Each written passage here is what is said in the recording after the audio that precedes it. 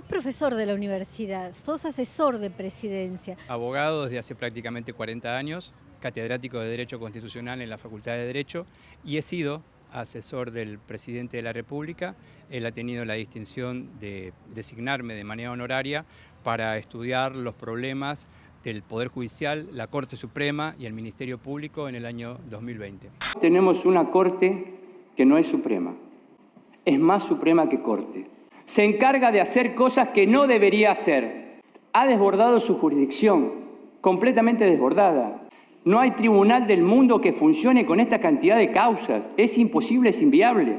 Por lo tanto, la tesis abierta sobre la ampliación de la Corte Suprema de Justicia, con un mínimo de 9 ministros, aunque quizá el número mágico sea 15, de 15 jueces, con la fórmula de la representación federal sin distinguir el tema de las regiones y obviamente con la paridad de género. Esta vez me encuentro en Capital Federal, detrás mío la Universidad de Abogacía, a metros nada más del Museo de Bellas Artes. Con la posibilidad de haber concurrido a un evento educativo, tuve la alegría de poderme encontrar con el doctor Gustavo Ferreira. Sabe de todo esto que tiene que ver con la Constitución que merecemos, la cantidad de jueces que deben constituir la Corte Suprema, en este caso asesor presidencial, además de ser también catedrático en esta universidad. Egresé de la Facultad de Derecho el 12 de diciembre de 1983.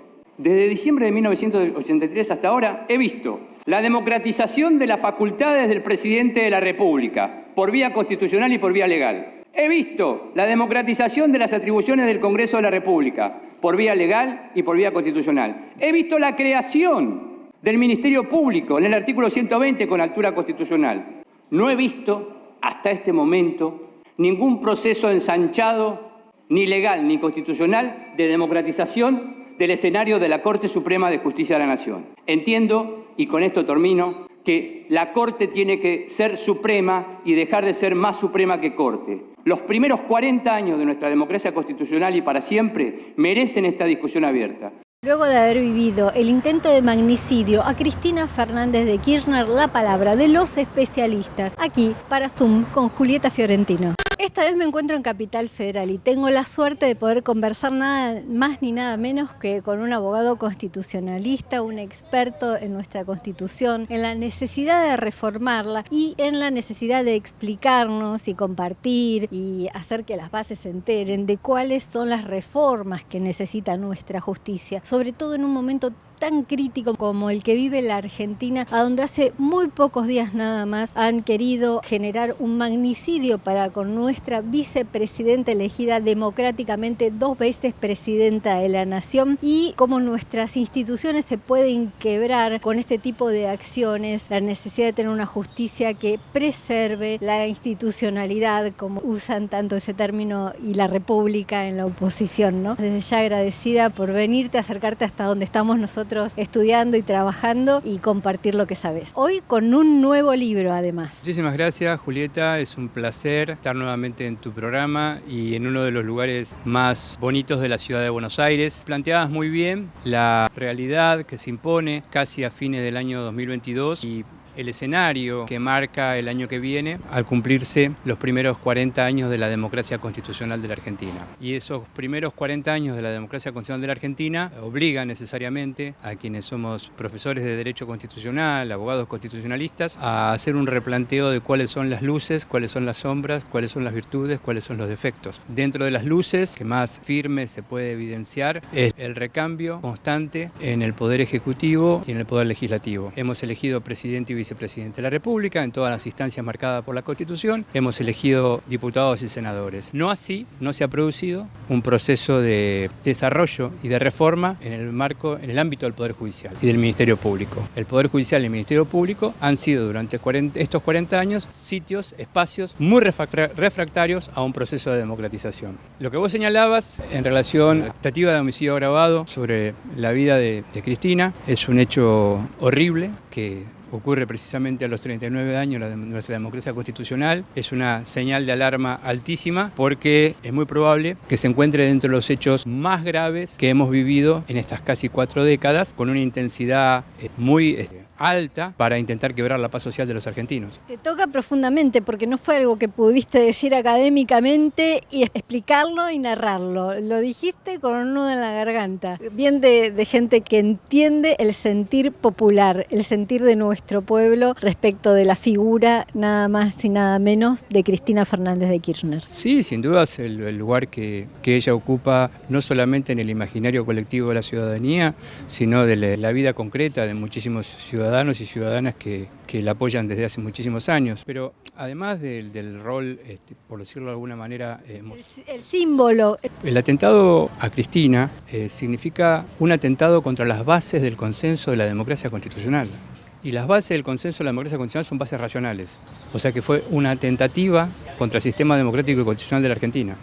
Un intento de golpe de Estado. No sé si exactamente un golpe de Estado, porque un golpe de Estado, en América Latina por lo menos, nosotros estamos acostumbrados a que los golpes de Estado han sido golpes, siempre golpes militares, cívico-policiales militares. ¿Sería otra forma de golpe de Estado? Porque si nos quitan a nuestra figura, la representativa de gran parte de la población más humilde de la Argentina y la clase media que tiene sensibilidad hacia ese sector, el sector peronista, progresista, que respeta los derechos humanos, es una forma de generarnos un golpe de Estado si nos quitan a la figura, si nos asesinan a la figura presidencial, porque es una forma de censurarnos y asustarnos a todos encadenadamente, porque si esa situación tiene impunidad, ¿qué no va a sentir el militante kirchnerista o el militante de los derechos sociales y humanos? Mira, voy a utilizar una palabra que usaste vos, que es la referida a la institucionalidad.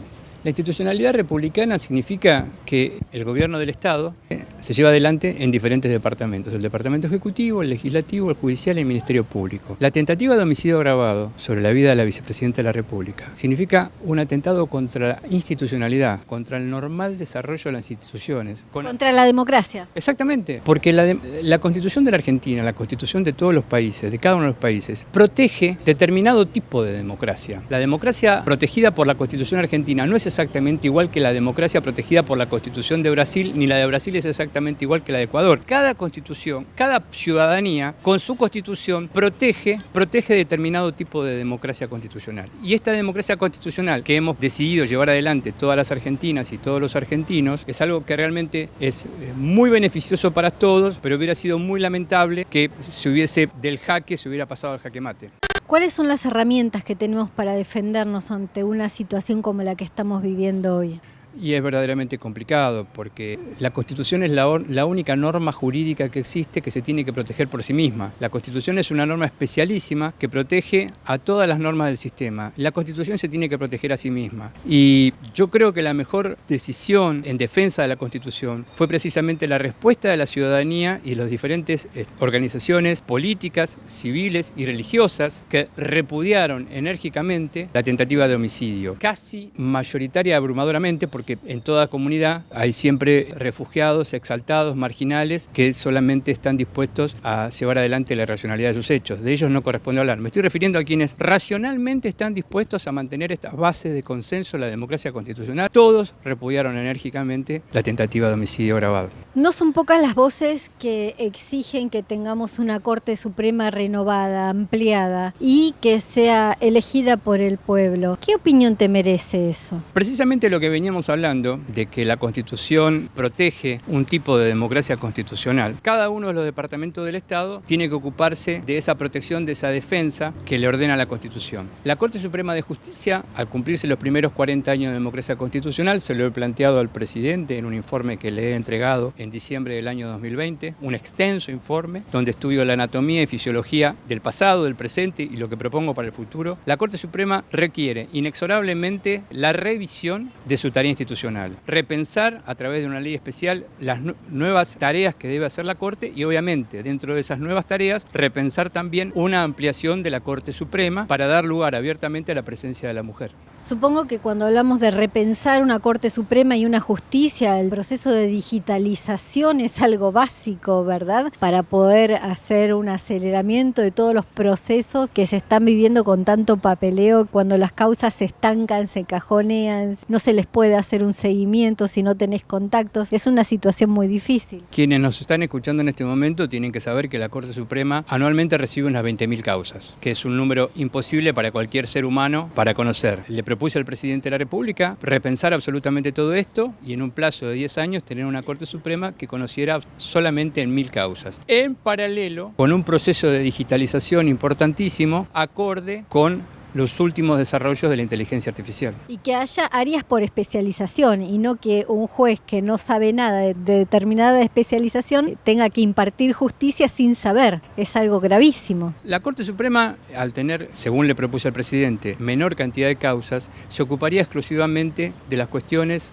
estrictamente del Estado argentino. En paralelo, yo le propuse al presidente la creación de un Tribunal Federal de Garantías, un tribunal federal que abarque a toda la República y que se ocupase de la uniformidad de lo que conocemos como el derecho común, el derecho civil, el derecho laboral, el derecho comercial. ¿Eso garantizaría el acceso a la justicia? ¿De qué manera? Sí, claramente, porque todos los pleitos terminarían en cada uno en la provincia o en la Ciudad Autónoma de Buenos Aires y luego pasarían al Tribunal Federal de Garantías. Y por último, quedaría, solamente para casos delicadísimos, el conocimiento de la Corte Suprema de Justicia. La pregunta que se tiene que hacer quienes nos están mirando y escuchando, si es probable que una persona conozca 20.000 asuntos por año. Es literalmente imposible. Son 50 semanas de trabajo, 52 semanas de trabajo, quizá menos semanas de trabajo, así que yo no soy muy bueno para las matemáticas, pero van a saber cuántas causas deberían conocer cada uno de los jueces. Además, la Constitución obliga que los jueces tienen que conocer cada una de las causas y administrar justicia bien y legalmente. Para administrar justicia bien y legalmente, necesariamente tienen que tener pocas causas. Además, cuando hablamos del acceso a la justicia y si nuestros centros de detención están llenos de gente pobre, eso significa que la gente con menos recursos no está teniendo la justicia que corresponde. El acceso a la justicia es una regla constitucional y muy mal cumplida. En la Constitución tenemos reglas que se cumplen bien, reglas que se cumplen más o menos y reglas que prácticamente no se cumplen. Dentro de los desafíos que impone precisamente estos primeros 40 años de democracia constitucional, hay que repensar también el acceso a la jurisdicción, desde el sur al norte, al este y al oeste, como decía María Elena Walsh. Con este proceso de lawfare que hemos vivido en Latinoamérica y ahora está la nueva causa de vialidad contra Cristina, donde se estila que un fiscal se exprese sin pruebas y con muchas frases parecían dichas por un político de la oposición, no por un fiscal. ¿Qué opinión te merece esta situación? ¿Cómo la viviste vos desde el expertise y el conocimiento que tenés del funcionamiento de este sistema judicial? Quienes nos están mirando y escuchando tienen que saber que detrás de esa cámara está la Facultad de Derecho de la Universidad de Buenos Aires, donde ingresé en el año 1978. Y una de las primeras cosas que aprendí en la Facultad de Derecho, hace casi 45 años, es el principio de inocencia. El principio de inocencia es la presunción de cualquier comunidad organizada en el cual hasta que haya una sentencia firme pasada en la autoridad de cosa juzgada, las personas son inocentes. Los poderes mediáticos han desatado, desatan y seguirán desatando la tergiversación del principio de inocencia. Tergiversan porque acusan todo el día. Ficcionan. El show, dirían los chilenos. Lo que pasa es que manipulación que se hace a través de los poderes, si son 3 canales de televisión y 2 diarios, son 5 medios. Se dice 10 veces, son 50 veces por día. Eso multiplicado por 300 días al año da un número inusual. Entonces se produce una tergiversación absoluta del principio de inocencia. Acompañado de esta concentración mediática. Por otro lado, es esa concentración mediática de esos poderes mediáticos lo que llevan adelante la tergiversación del principio de inocencia. Y decirle a la audiencia que nos está escuchando que toda persona se presume inocente hasta que no exista un hecho evidenciado, probado y que a través de esas probanzas que hay en la causa se dicte un veredicto y una sentencia y esa sentencia quede firme, en cuyo caso se dirá que es culpable, pero falta un recorrido muy largo. Esto se tergiversa absolutamente y se lleva a una desnaturalización de un principio constitucional de la Argentina. Por otro lado, lo que se ha llevado adelante a través de la acusación, acusar sobre hechos que se encontraban por lo menos fuera de la órbita de lo que significaba el ejercicio de la presidencia de la República. La presidenta de la República, en ese momento, que era Cristina Fernández de Kirchner, no podía tener conocimiento de los hechos por los cuales estaba acusando y que él dice que se encuentran en el expediente.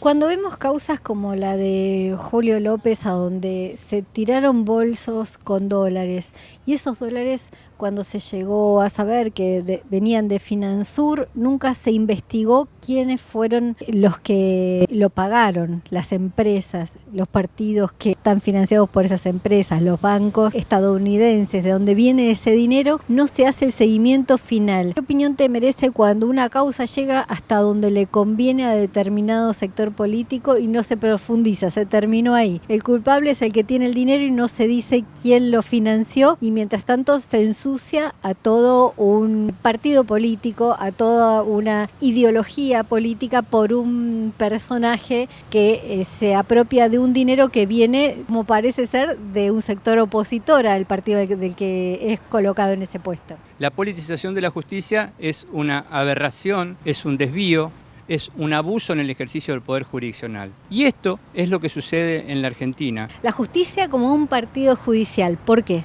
Se ha producido en la Argentina, y se seguirá produciendo, por lo menos en el mediano plazo, una verdadera desnaturalización del ejercicio de determinados estamentos del Poder Judicial. ¿Por qué? Porque se utiliza el ámbito del Poder Judicial para criminalizar la actividad política. Todo aquello que no puede ser resuelto en la vida política se lleva a los tribunales, olvidándose que son verdaderamente las urnas electorales los sitios para resolver las cuestiones de la política y no las causas que se inventan en el Poder Judicial. Lo cual es claramente lawfare. Sí, la idea de que se habla del lawfare está muy bien. Yo prefiero hablar de una persecución política indiscriminada y abierta. Es por una preferencia hablar en mi lengua nativa. ¿Por qué no decís ni lawfare ni guerra judicial? Porque no me gusta el término guerra judicial, no creo estrictamente que se trate de una guerra judicial, sí creo que es una persecución irrazonable, abierta, indiscriminada y sin ningún fundamento. Y no es por una cuestión que tenga con la lengua inglesa, que me gusta mucho, pero prefiero decirlo de esta manera en mi lengua nativa. Hablarnos de tu nuevo libro, ¿en qué consiste? Bueno, muchísimas gracias. Acabo de presentar mi último libro que se llama Bosquejos sobre la Constitución, que es precisamente una declaración teórica sobre el objeto único llamado Constitución y donde hago un estudio de las constituciones de Argentina, de Brasil, de Colombia, de Ecuador y Bolivia, a partir de las experiencias que he recogido visitando cada uno de esos países y tratando de hacer un verdadero aporte original, genuino, para la comunidad jurídica y política de América del Sur. Es un escrito hecho por un sudamericano, esa es mi condición, aunque no se trata de un libro sobre el derecho constitucional de Sudamérica.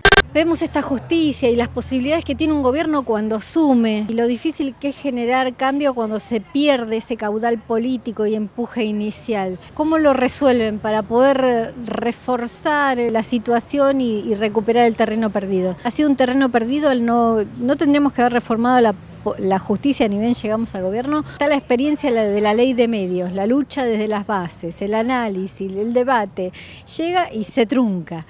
¿Vale la pena esperar tanto o hay que hacerlo al inicio? Lo va a hacer en la derecha al inicio cuando asuma si gana el año que viene, van a ser todos en los primeros días, aseguraron. ¿Es algo para aprender? En julio del año 2020 el presidente de la República me invitó a la Casa de Gobierno y me dijo que para él la cuestión judicial formaba una cuestión principal en su agenda de gobierno. Me designó de manera honoraria, trabajé prácticamente durante 7 meses y le entregamos un informe con otros miembros respecto de la cuestión judicial y de manera singular yo le entregué un informe individual, en especial sobre el funcionamiento y el diagnóstico de la Corte Suprema de Justicia. A mi juicio ha sido un gran mérito de Alberto Fernández ubicar la cuestión judicial en el centro de la escena como su programa de gobierno. Lamentablemente, hasta ahora no ha habido frutos concretos. La decisión de hacer. O sea, nosotros... La información ya tiene que tomar la decisión. Sí, tiene que pensar obviamente lo que nosotros le hemos planteado. Lo que sí le quiero decir a la audiencia es que yo en este caso he tenido la suerte como ciudadano y como profesor de Derecho de conversar antes, durante y después con el presidente de la República, siempre en audiencias con él, tanto en Casa de Gobierno como en Olivos, respecto de la cuestión judicial. O sea, es una persona muy, muy interesada por la cuestión judicial y naturalmente yo concurría a estos sitios como profesor titular de Derecho Constitucional. Bueno, ¿algún mensaje para la población cuando queremos entender y comprender nuestra justicia? Sí, el mensaje es de mucho optimismo. Creo que debemos ser muy optimistas. La Argentina, vamos a celebrar 40 años de democracia constitucional. Esto es realmente muy, muy importante y queda una cantidad enorme de asignaturas por delante que hay que hacerlas. Hay que hacerlas para nosotros y para nuestra posteridad, como dice el preámbulo.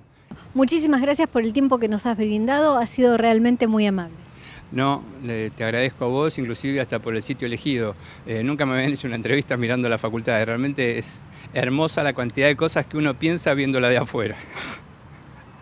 Muchas gracias.